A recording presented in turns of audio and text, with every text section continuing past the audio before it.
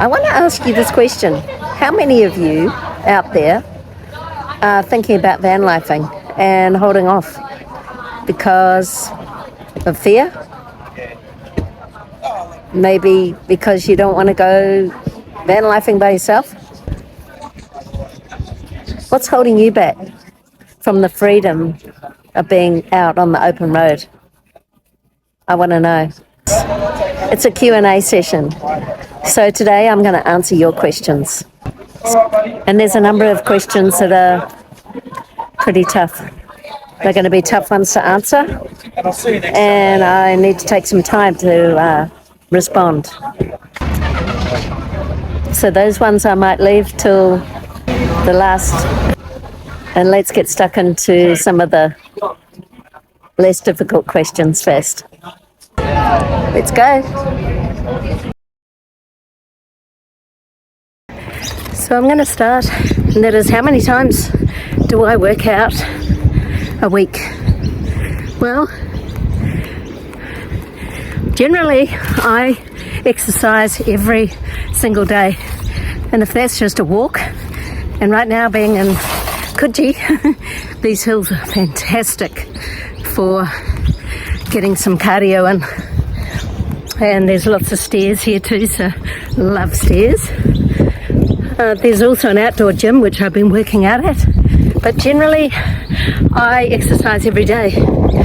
I really believe in the benefits of exercising and how not only does it improve your physical health but also your mental health, and being outdoors in nature and just being mindful, really, it's like an open eye meditation for me, listening to the birds, hearing the waves crash on the beach, and getting some vitamin D on your skin all help in keeping a nice balance in your life and your mental state.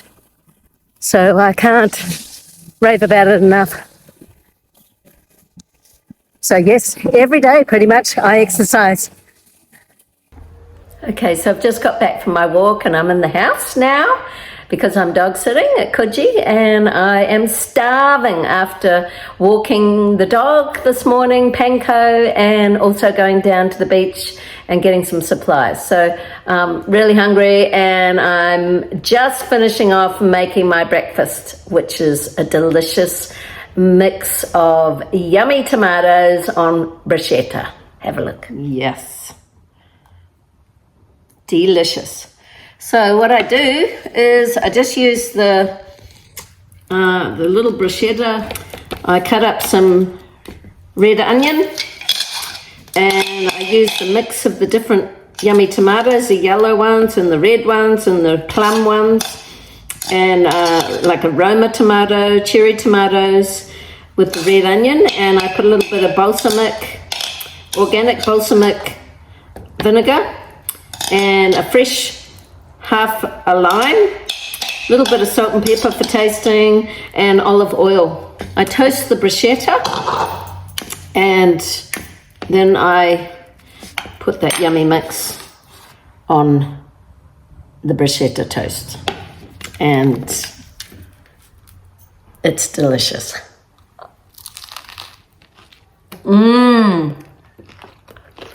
Yummy. So Panko's just lying here next to me in the sun.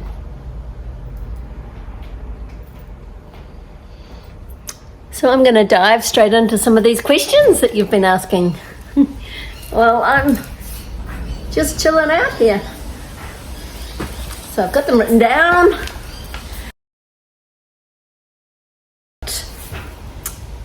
Would you consider having a dog to travel with me? Well, I have actually struggled with this question quite a bit over the last few months while I've been van lifing. I get my dog fix when I dog sit, which is amazing because I get to sit all kinds of breeds of dogs, and I really, really love golden retrievers, but I love most dogs, and so it's kind of ideal because I get an opportunity to get my dog fix, and then I also get my freedom on the road. So it's kind of a win-win. And then I've also got 2 grand fur babies, Mark and Rocky, and so I get to see them. They're my son and daughter's dogs, so I get lots of fur baby fix time, and I think it's just going to be a little bit too restricting for me having a dog at the moment on my own.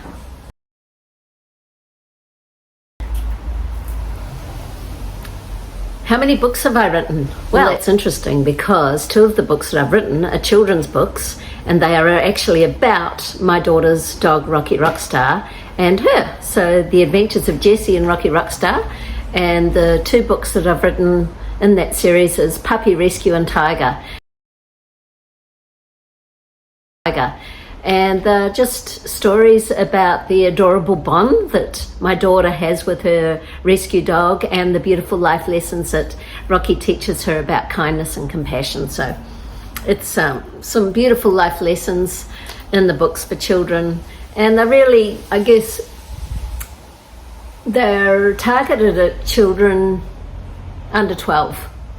And they're also part of my Resilient Rockstar show that I take into schools to empower kids with my peace tools to stand up to bullying and build resilience in their life. And so at the end of the show, I read Puppy Rescue to the kids just to get them all relaxed and ready for class again, and the teachers love that.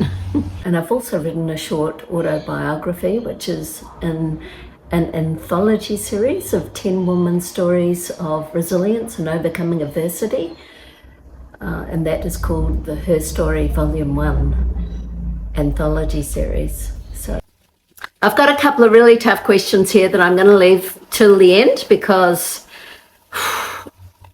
they do require a little bit of explaining and a little bit of digging deep. And I don't want to just give you a fast, quick answer because I think they deserve a little bit more reflection.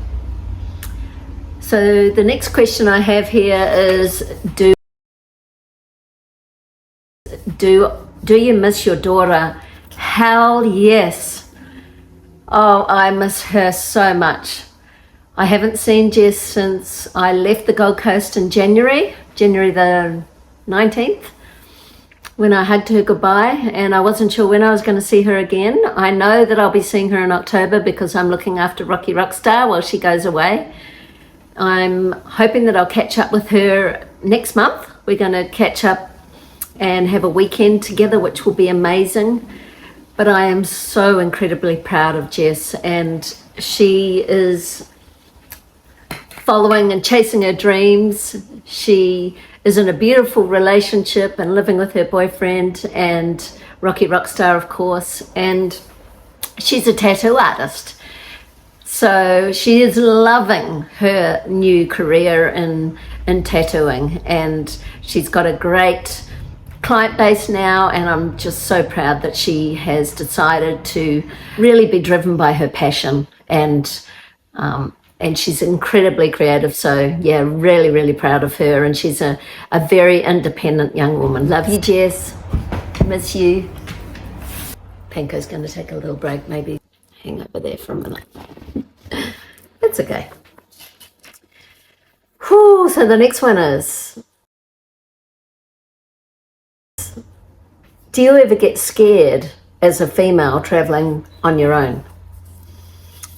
Well, you know, this is a tough one because we all, from time to time, get a little bit afraid of noises and an environment where we're completely alone. And I have camped completely stealth and completely on my own in national parks and along the Murray River in South Australia and Victoria.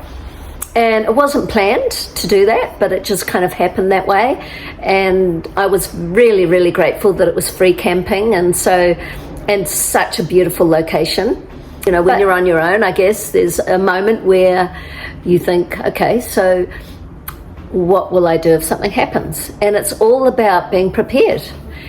And so if you go through my videos, you'll see that I did a solo safety tips for female travellers. So you can go back and have a look at that. And I think really it's, if you're prepared, then it's important then to find some peace. And trust that everything's going to be okay and that you have things in place. Like you've told your family where you are, you've shared your location settings with somebody that you trust. You have to trust the process. You just have to believe that you'll be okay. And you've made the choice to camp solo, and so finding that peace. If there is local campers around, then try and camp up next to somebody. And that if you're going to a caravan park, just make sure that you walk around the caravan park a few times during the day. Get familiar with the kind of layout of the park. Maybe say hello to a few people and just get a little bit familiar with your environment. It's important just to relax and enjoy the whole process of camping. Oh, Panko, all of your furs all over my hat. How wonderful is that? Okay, let's go on to the next question.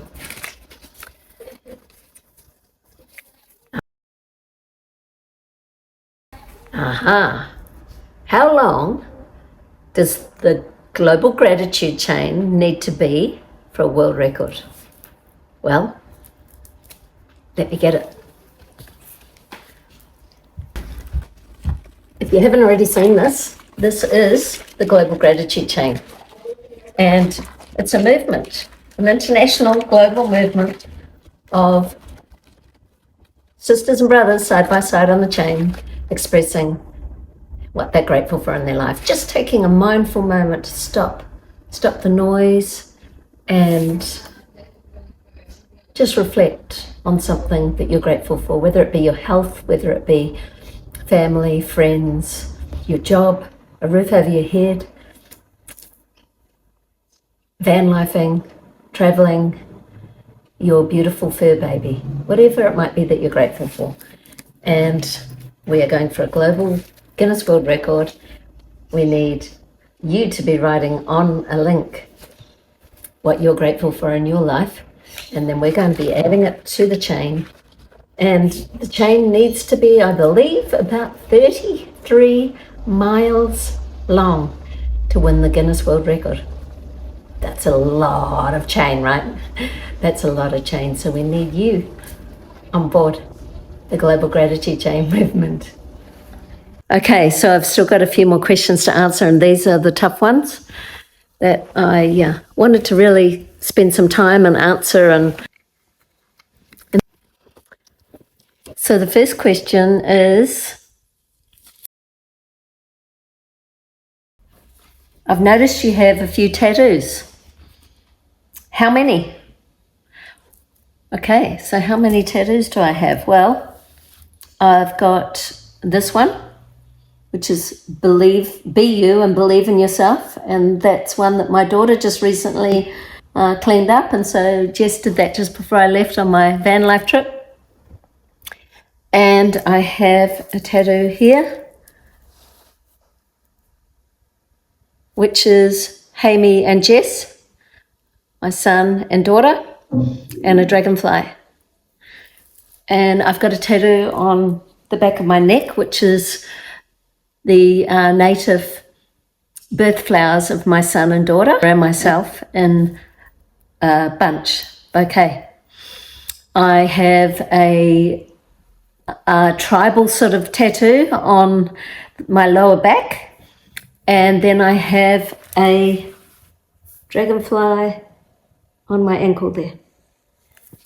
I'm getting one more tattoo when I see my daughter next, so that's probably going to be my last tattoo. So how many is that? That's 1, 2, 3, 4, 5.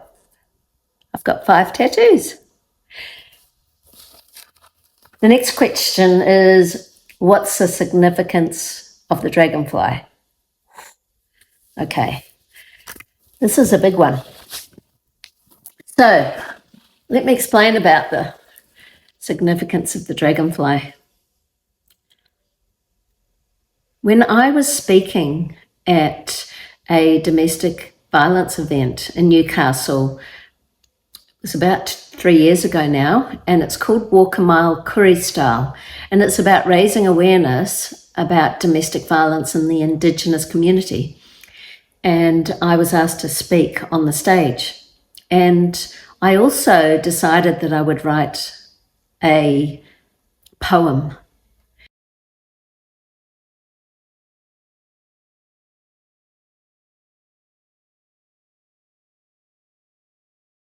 I wrote this poem on the time that I was preparing my keynote, and then I read that poem on the stage. But part of this event was the significance of men making a pledge to the woman that they would not be abusive or violent toward them. And there were 1,000 or more men that walked 1 mile. They were all wearing hot pink shirts, and they walked 1 mile to the top of St. Edward's Hill. Now, on the top of this hill in Newcastle was a tree with 73 white gowns.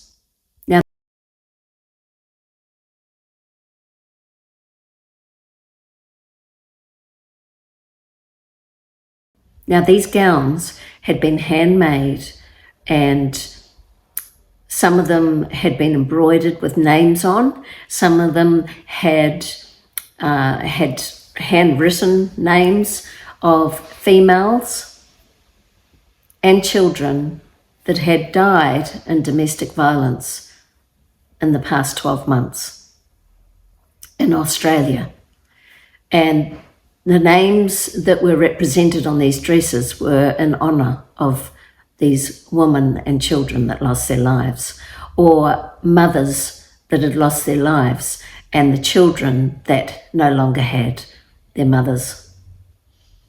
And these dresses were hanging on the tree and blowing in the wind.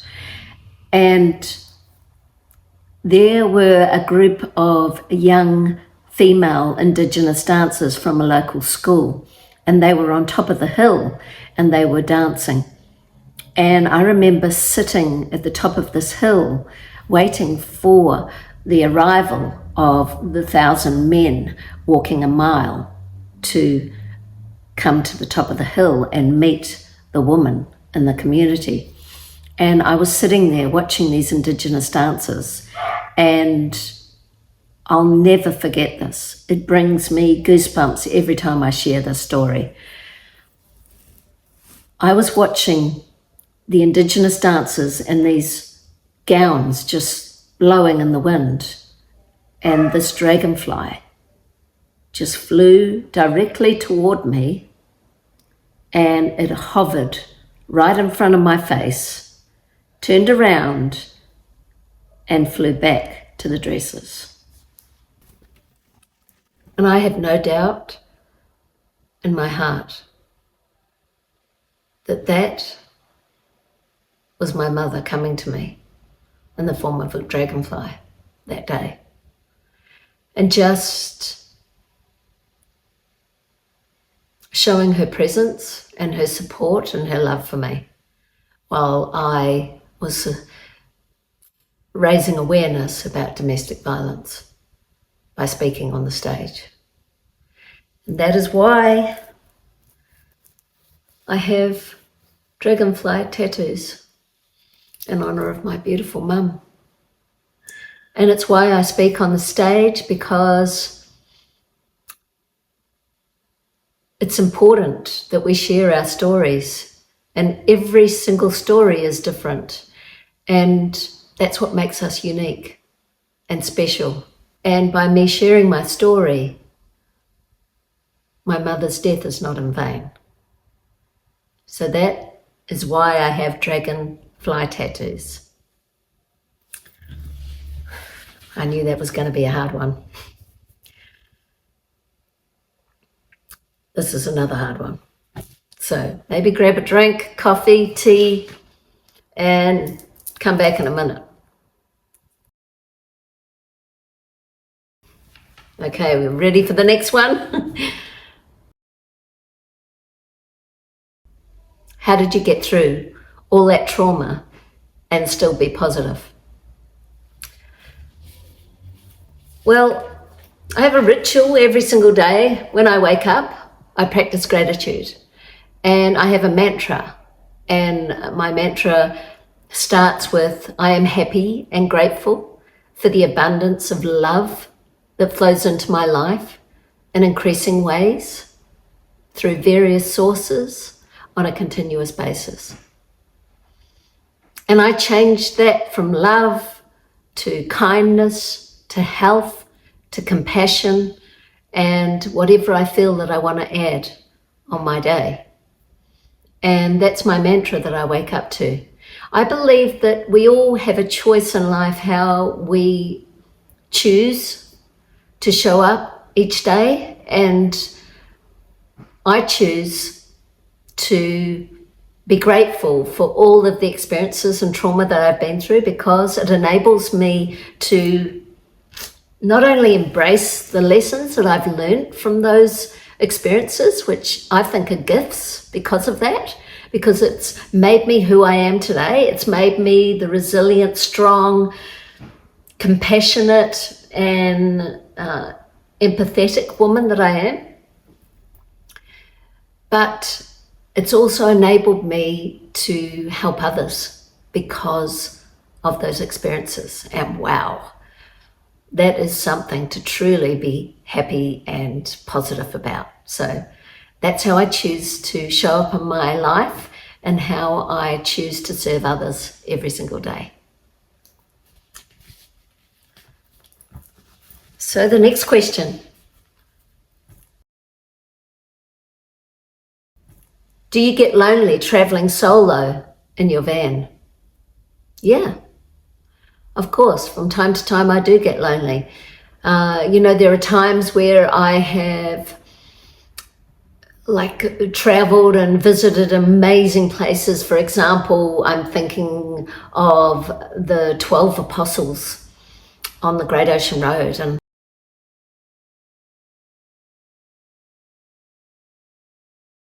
just being there on your own is incredible. And I was so blessed that I was able to FaceTime my children and share that moment with them. But I think it would take it to a whole nother level if you had someone special that you were sharing that moment with, that you were traveling with, somebody who was your soulmate and could share those special moments and experiences with. So yeah, from time to time I do get lonely on the road, traveling solo. Stay pretty active. I exercise every day. I'm outside. I'm an extrovert. So I love socializing and I love meeting people and talking and chatting to people. I believe, that the future of community is connectedness.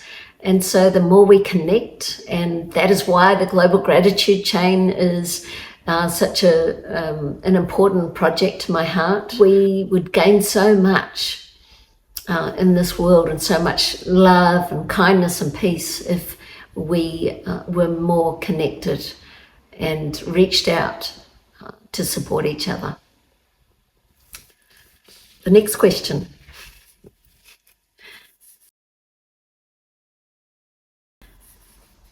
Are you single? Yes, I am single. I have been single since January the 1st, 2020, when my marriage ended. Very unexpectedly. It was quite devastating, and it was not just the end of my marriage, but it was the end of my children's show that I shared with my husband. We had a show called The Dream Guards. We went into schools, and so that ended as well. And then COVID hit, and so it was an extremely challenging year for me. I did date recently for a little while, and that ended when I hit the road for my Vanlife road trip in January.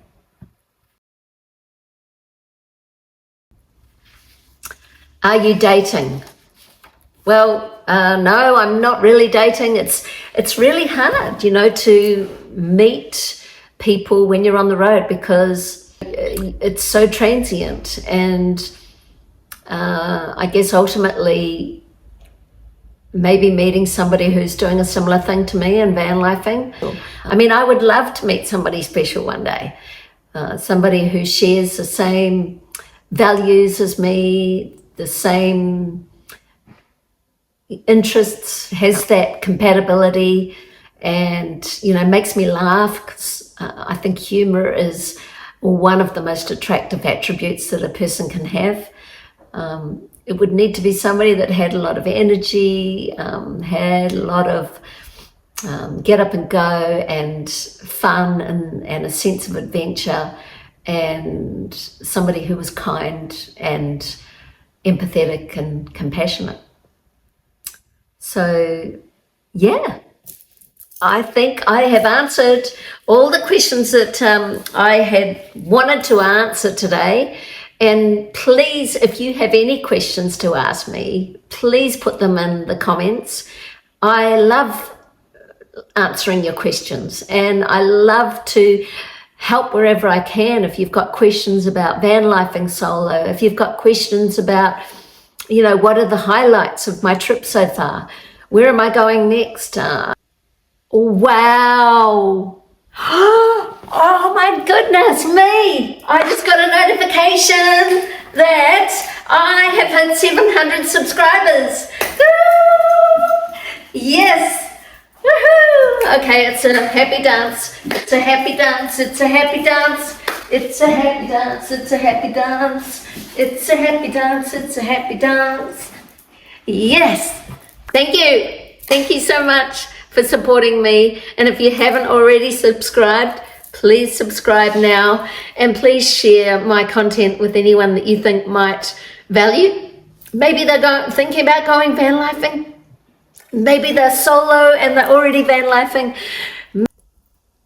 Anyone that might be getting some value out of me sharing my stories, somebody who might be in an abusive relationship and you might want to get some support.